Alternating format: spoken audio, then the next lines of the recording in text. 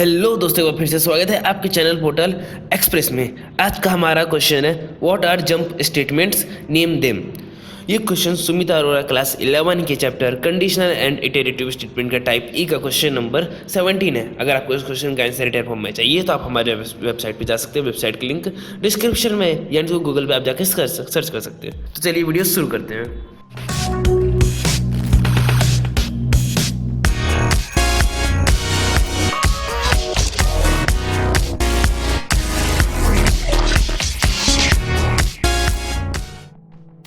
तो question number 17 क्या कह रहा है, what are jump statements, name दे। मतलब जंप स्टेटमेंट क्या है और इसके टाइप्स बता रहे हैं। तो आंसर देख लेते हैं। Statements that unconditionally transfer program control with in a function. मतलब कि ऐसा स्टेटमेंट जो जिसमें बिना कोई कंडीशन लगाए ही ना वो प्रोग्राम को दूसरे स्टेटमेंट को ट्रांसफर कर दे रहा है प्रोग्राम में, ठीक, उसे जंप स्टेटमेंट कहते हैं। और इसके टाइप देख लेते हैं। पहला है ब्रेक और दूसरा है कंटिन्यू। ये दोनों को हम लोग फॉर लूप में, वाइल लूप में यूज़ कर सकते हैं, ब्रेक को भी और कंटिन्यू को भी।